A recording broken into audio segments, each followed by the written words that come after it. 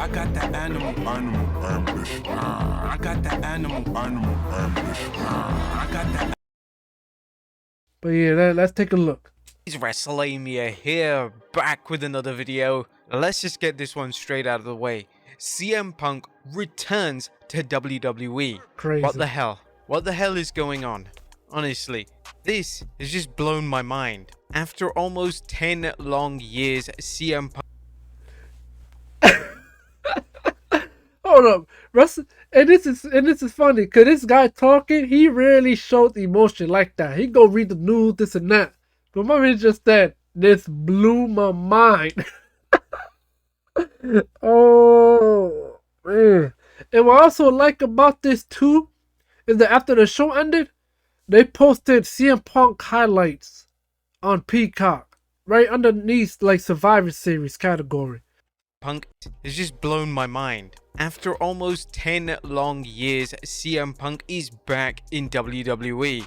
But not only that, the night was pretty fantastic. Of course, we had a War Games match and we had 5 phenomenal fights booked for the show, including 2 title bouts, 2 War Games matches, and what was sure to be a brutal grudge match. Join us now as WrestleLamia recaps the show and looks at the good, the bad, and the downright ugly. Be sure to subscribe and hit that notification bell for daily wrestling videos, and follow us on Facebook for exclusive lists. Also check out our new website, wrestlelamia.com.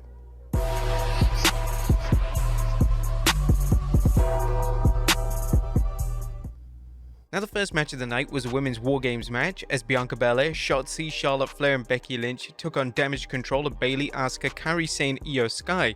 The babyface team had the advantage of which team had the extra competitor thanks to the Ruffles Potato Chips poll. However, the extra wrestler advantage doesn't amount to much as it usually does when the heels gain it. The match featured some excellent weapon spots, including one where Io Sky placed a trash can over her head and dove off the top of the cage onto all the competitors. War Games begins with Asuka entering the match as the last competitor, and it's a hellacious back and forth battle. However, the babyfaces wear the heels down and Bayley sacrifices herself several times during the match to take finishes intended for her teammates. Ultimately, it's not enough as the rest of Damage Control is down and unable to help her when Becky delivers a manhandle slam to Bayley off the top rope and through a table. Bianca Belair, Shotzi, Charlotte Flair and Becky Lynch win. Bayley tried everything she can, bro, to try to not lose and secure the victory, breaking pinfall after pinfall, bro. This is fantastic. The women's War Games match. Backstage, several WWE superstars are chilling backstage when a returning R-Truth shows up. Yeah, it wasn't just Punk who returned, R-Truth even showed up with a return. Next up is the and to me, that was big. Because last time he was on TV, he was in a match against Grayson Waller NXT. Grayson Waller was outside the ring, and then R-Truth did the typical flying out the ring. So he goes over the top rope, performed like a I don't want to say swanton, but he flipped over the rope, but then I think it was a botch, and it didn't hit Grayson at all. Grayson tried to sell it, but it just looked that bad. Boom, R-Truth, he was on he hit the floor straight, bro. He said boom. I said, ooh, damn. He was done. No finish. Like it was that bad, bro. It was that bad. And that was yeah, that was about a year ago. Yeah, just about a year ago. Yeah, it wasn't just Punk who returned, R-Truth even showed up with a return. Next up is the Intercontinental Championship match as champion Gunther takes on The Miz. Now The Miz starts off strong, taunting Gunther and targeting the big man's legs, undoubtedly hoping to take him off his feet and possibly submit him later with a figure 4 leg lock. The Miz shows tremendous heart and gets several hope spots, including a near fall, but he's forced to tap out when Gunther traps him in the Boston Crab. Gunther retains the Intercontinental Championship. Next up, it's Santos Escobar vs Dragon Lee. Escobar wastes no time going after Dragon Lee and tries to injure his leg the same way he did to Ray. Dragon Lee puts in a strong showing, but a south of the border destroyer and phantom driver gets the Duke for Santos Escobar as he manages to win the match. Next up is the Women's World Championship match as champion Rhea Ripley takes on Zoe Stark. Zoe takes it to Ripley with a series of powerful strikes while also taking some serious offense from the Eradicator. However, Ripley catches Stark hold on. slipping and lands the Riptide to retain the Women's World Championship. And finally, this is what I have to say. Like Rhea Ripley, like the way they done the title reign is crazy. I really don't like it. She's doing this whole thing with Judgment Day, and that's cool and all. But I'm like, bro, come on. I'm tired of the commentary team and whomever calling her the most dominant champion. This is what that was her like her third title defense on TV, maybe four, and how long she had the title. Now, if you want to factor in total of live events, she probably had like at least 41 or something, right? But the thing about them live events, there's certain tours that they go in a specific region where they're gonna have like the same, like literally the same match, like 3, 4, 5 times. So at the time when I checked, like last month or two, they said she had like 39 title defenses. But if you just take away the repetitive matches, it just put it one. At the time, she had 16 title defenses in like what, 8 months? So that was cool to see. 16 title defense. But again, wrestling is a show. Raw is a TV show. She's the woman champion of Raw. There's no domination there. All she did was like what? Beat Natalia, and like after that, like another match happened, but then she jumped her, and then she's out and she jumping these other females too. I'm like, you call that dominant? Like, bro, come on. We know what we call that in the hood, bro. That's not dominant, bro. Stop it.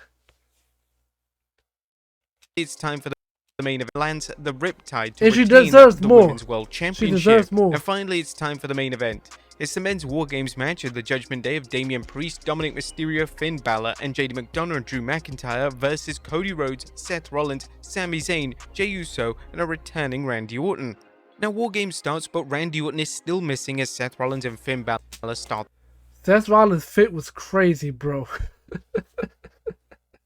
That's all I gotta say. I want to say more, but that's all I'm gonna say. That fit was crazy, with that puffy. I don't know what that was. The puffy sleeves and stuff. Oh my gosh, with the shoulders. Randy Orton. Now, War Games starts, but Randy Orton is still missing as Seth Rollins and Finn Balor start the match. The heels have the main advantage as they use it to wear down their opponents. However, Drew McIntyre's obsession with Jey Uso means he's not exactly a team player. Things look bleak as Randy Orton is nowhere to be found, but the Viper isn't going to let Cody down and shows up, thwarting a Money in the Bank cash-in and leading to the babyfaces to victory. The men's War Games match winners are Cody Rhodes, Seth Rollins, Sami Zayn, Jey Uso, and Randy Orton.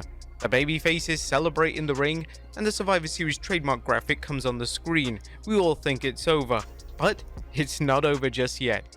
After the match, the babyfaces celebrate as thoughts of CM Punk's return begin to fade.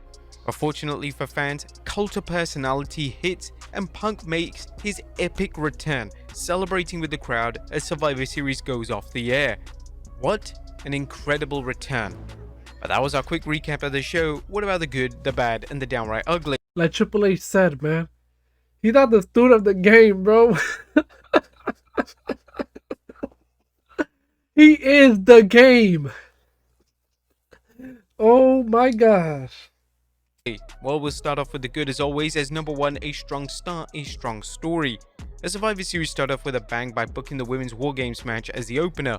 The I knew women that was gonna be delivered the a good opener, enough bro. match, I knew that including for a some fact. wild spots such as Io Sky placing a garbage can over herself and diving over the top of the cage onto her opponents. Wild The match spot. told two gripping stories, including Lynch and Charlotte Flair reconciling their past differences. It also showed how invested Bayley is in damage control as she broke up numerous pinfalls and submission attempts against her teammates and even took some moves meant for her teammates, such as a spear from Charlotte Flair.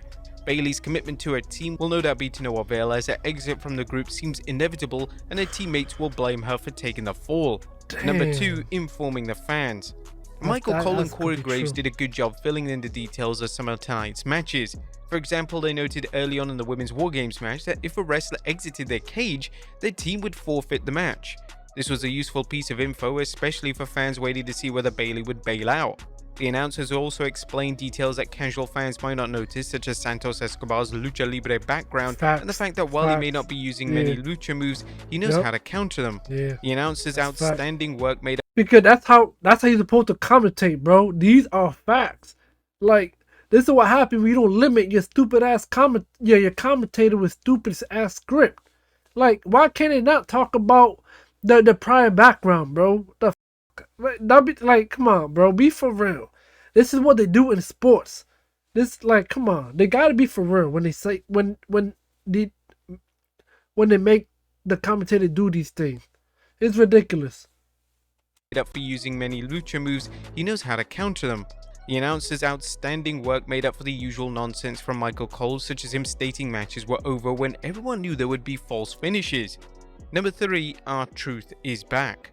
R-Truth is back, and while he was stuck in a cheap plug for Survivor Series sponsored food product, it's always good to see him back. Facts. Truth has been out with an injured quad for over a year, and his absence has been felt. Quad? Truth always adds some fun to whatever show he's on, and we can't wait to see where he'll show up next. Number 4, where's Randy? Or was Randy Orton gonna stiff his War Games teammates? Well, that was a question fans were asking as Survivor That man got stuck in traffic, bro. Chicago traffic must be that bad. Damn. Series progressed, and Randy Orton was nowhere to be found. While Orton had good reason not wanting to help Jey Uso, Cody Rhodes told his teammates not to worry. This created some additional suspense for War Games, creating the possibility that the babyfaces will not only have to deal with the man advantage, but find themselves working a 5-4 handicap match. Number 5, can they coexist? A kudos to WWE for taking the can they coexist trope and making it work by putting a fresh spin on things. This started with the Women's War Games match, where Charlotte Flair and Becky Lynch's participation in the War Games match actually made them realize. Just a side note. You know how much balance you have to have, bro? When you're at the top of the cage and you put a trash lid over you where you can't see nothing? Bro. Body control. Damn. Women's War Games match, where Charlotte Flair and Becky Lynch's participation in the War Games match actually made them realize what made them friends before falling out. This was good storytelling, as was the next use of the trope, this time in the men's War Games. Here the baby faces were all on the same page, with Seth Rollins even shaking Cody's hand, presumably to put to rest their bad blood from their 2021 feud. Things weren't so pleasant with the Judgment Day, however, as Drew McIntyre and Damian Priest gave each other the stink eye, making fans wonder if they might start slugging it out. Number 7, Randy's righteous return. Randy Orton's return was handled superbly, with the WWE announcing it on Raw and making the universe have to wait for Survivor Series to see it happen. However, even the doubts about his arrival kept fans guessing. Like any good hero, Orton showed up in the nick of time, stopping Damian Priest from cashing in his Money in the Bank briefcase on Seth Rollins, who looked to be one step away from life support. Orton saved the day, hit an RKO to JD McDonough, well, actually a super RKO, and they had fun delivering stereo elevated DDTs alongside his allies to the heels. Orton's return was everything you'd want and felt like a real homecoming as he saved the day, then basked in the fans' adulation. Number 8, wrestlers don't forget. Now, tonight's men's War Games match was another example of how the WWE makes sure that wrestlers don't forget the past. Drew McIntyre and Randy Orton have a long history together after their 2020 feud over the WWE Championship, and McIntyre wasted no time going after Orton when the Viper entered the ring. Another way the WWE explored the past was when Randy Orton confronted Jey Uso during the War Games match, signaling to main event Jey that he hasn't forgotten about Uso putting him out of action and suggesting that he was on the back burner until War Games was over. It'll be fascinating to see how things play out here. And finally, the WWE also played up on Randy Orton and Cody Rhodes' past as they shared a special reunion during and after the match. And handling Punk's return. A CM Punk's return was something off the charts, and as well played as you can imagine. While some news sites are already reporting on Punk having talks with Triple H, the reality is that no one knew for certain whether Punk was coming back. The WWE played its cards close to the vest, and Punk had fun with the social media messages that could have construed either way. Of course, hiding Punk's return was only the part of the project, and how Punk returned was essential too.